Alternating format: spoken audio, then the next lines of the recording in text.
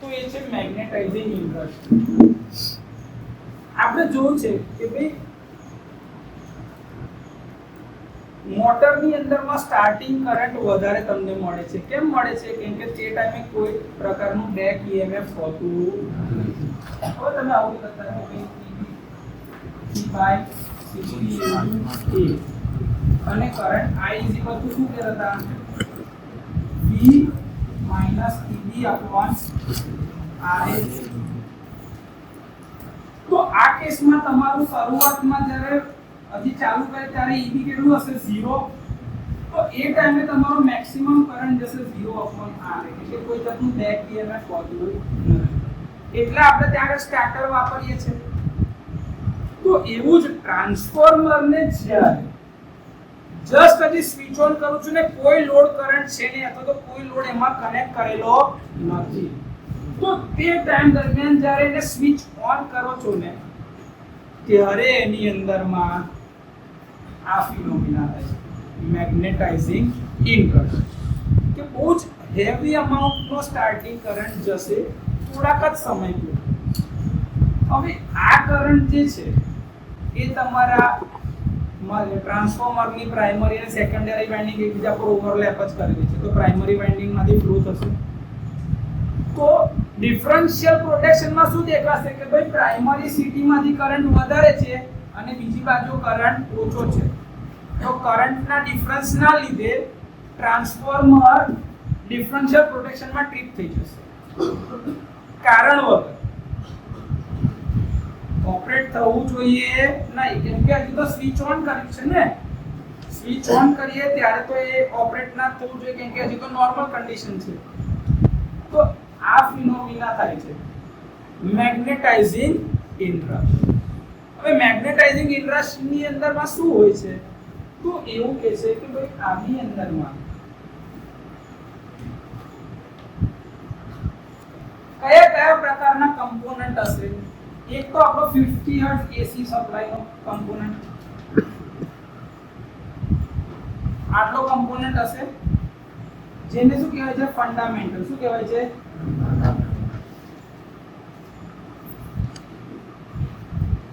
આના સિવાય DC component offset કરેલો હોય, થોડો DC એટલે 0 ના હોય, એટલે જસ્ટ તમે સ્વિચ ઓન કરો ને તો એના ઓસિલેશન્સ આવા કંઈક હોય. ડીકે ને પછી ધીરે ધીરે આવો નોર્મલ થઈ જાય એક સરખા મેગ્નેટિઝમ. તો આ જે 6 થી 8 સાયકલ લગીને આવું ચાલતું એટલું 6 થી 8 સાયકલ સુધી આવું ચાલતું હોય, જેમાં મેગ્નિટ્યુડ નો આટલો મોટો ડિફરન્સ જોઈને રિલે ડિફરન્શિયલ માં ટ્રીપ આપી દેશે.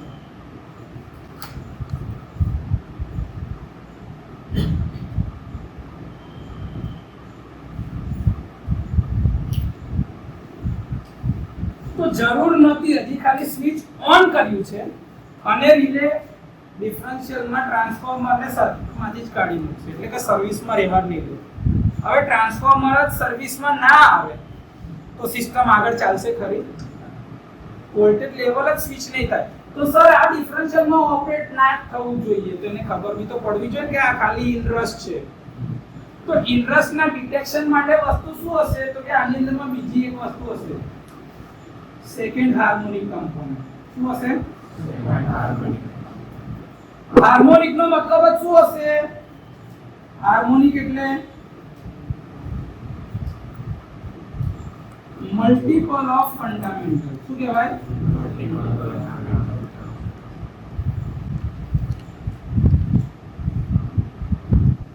ફંડામેન્ટલ નું મલ્ટીપલ. એટલે ફંડામેન્ટલ આપણી ફ્રીક્વન્સી કેટલી છે? 50 હર્ટ્ઝ. તો 50 ના ગુણાકારમાં જે હશે ને એને હાર્મોનિક કમ્પોનન્ટ કહેવાશે. સેકન્ડ હાર્મોનિક એટલે કેટલા થઈ ગયા? 2 into multiple of fundamental at 2 into 50. Frequency કેટલી થઈ ગઈ આની? 100 હર્ટ્ઝ. બીજો કમ્પોનન્ટ છે થર્ડ હાર્મોનિક. શું છે? થર્ડ હાર્મોનિક થી 7th હાર્મોનિક સુધીના કમ્પોનન્ટ.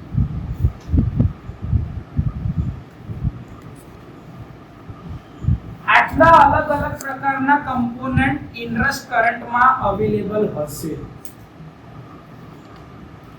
એના લીધે ઇનરશ કરંટનું જે મેગ્નીટ્યુડ હશે ને એ તમારા ફૂલ લોડ રેટેડ કરંટ કરતા ફૂલ લોડ રેટેડ કરંટ કરતા 6 થી 8 ગણું હશે. કેટલું? 6 થી 8. તમારી ચોકડી એવું કે છે 8 થી 30 ગણું. કેટલું બની શકે છે? કેમ કે આ કમ્પોનન્ટ બહુ મોટો છે, ડીકેઇંગ ડીસી છે, એ સડનલી ડ્રોપ થતો હશે. આ ડીસી કમ્પોનન્ટ છે એ સડનલી ડ્રોપ. આ ખાલી ને ખાલી 6 થી 8 સાયકલ સુધી જ હોય છે. 6 થી 8 સાયકલ એટલે 1 સેકન્ડમાં આવી 50 સાયકલ હોય. તો 50 સાયકલ માટે 0.02 સેકન્ડ લાગે એટલે કે 20 મિલીસેકન્ડ. તો 8 સાયકલ માટે કેટલો સમય લાગશે? 0.02 * 8 ભાગ્યા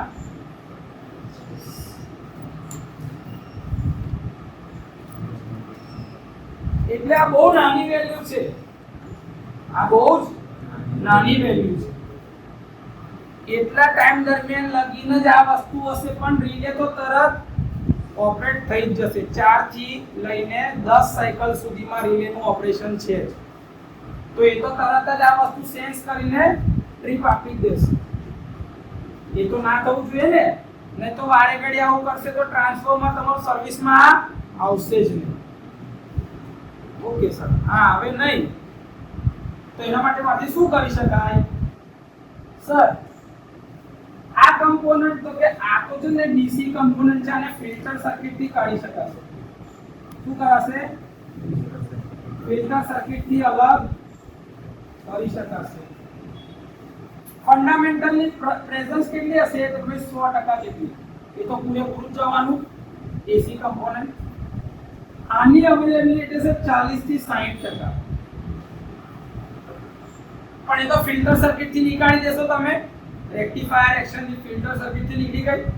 સેકન્ડ હાર્મોનિક જે કમ્પોનન્ટ છે એ છે 40 થી 70% ની હાજરીમાં અવેલેબલ છે. અને આ બધા કમ્પોનન્ટ 5% ઓન એન એવરેજ. એટલે આની બહુ એટલી બધી અસર થશે નહીં. પ્રેઝન્સ એટલે કે ભાઈ એપ્રોક્સિમેશન છે. આ કોઈ એક્ચ્યુઅલ આંકડા નથી. લગભગ આવું હોઈ શકે પણ એ ડિપેન્ડ કરે છે કે ઇનરશનો નેચર કેવો છે. આ એમને નક્કી થશે નહીં. મેં ખાલી અંદાજિત આંકડા કીધા છે. તો જો એના અંદરથી આપણને ખબર પડશે સૌથી વધારે મેગ્નીટ્યુડ આનું છે. પેલું તો ફિલ્ટર થી કાઢી નાખ્યું તો સૌથી વધારે મેગ્નીટ્યુડ આનું છે. જો રિલેને ખબર પડે કે આ કમ્પોનન્ટ અંદર છે તો એને ઓપરેટ થવાનું એને કહેવાય હાર્મોનિક. ઓપરેટ ના થવા દેવાનું શું કહેવાય? રિસ્ટ્રેન. શું કહેવાય? રિસ્ટ્રેન.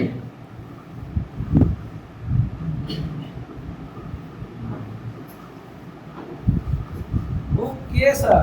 તો મને ખબર પડી કે જો ટ્રાન્સફોર્મર ઇનરશ પ્રોટેક્શન માટે ઓપરેટ ના થાય એવા માટે રિલેની અંદરમાં આ કમ્પોનન્ટ એડ હોવો જોઈએ. Harmonic restraint relay. Sir filter circuit બી તો જોશે ને પેલું ડીસી કમ્પોનન્ટ ને કાઢી નાખવા માટે. તો હવે જે સર્કિટ અથવા તો જે રિલે બનશે એની અંદરમાં પાવર ઇલેક્ટ્રોનિક કમ્પોનન્ટ્સ ની જરૂર પડશે. કોની? Power electronic. કેમ? ફિલ્ટર સર્કિટ બી જોશે, હાર્મોનિક ને રોકી રાખે તો રિલે નો ઓપરેટ ના કરે એના માટે હાર્મોનિક રિસ્ટ્રેન્ટ કમ્પોનન્ટ બી જોઈશે. તો એક અલગ પ્રકારની રિલે જે છે જે ખાલી ને ખાલી ઇનરશ ના પ્રોટેક્શન માટે વપરાય છે એનું નામ છે હાર્મોનિક રિસ્ટ્રેન્ટ રિલે.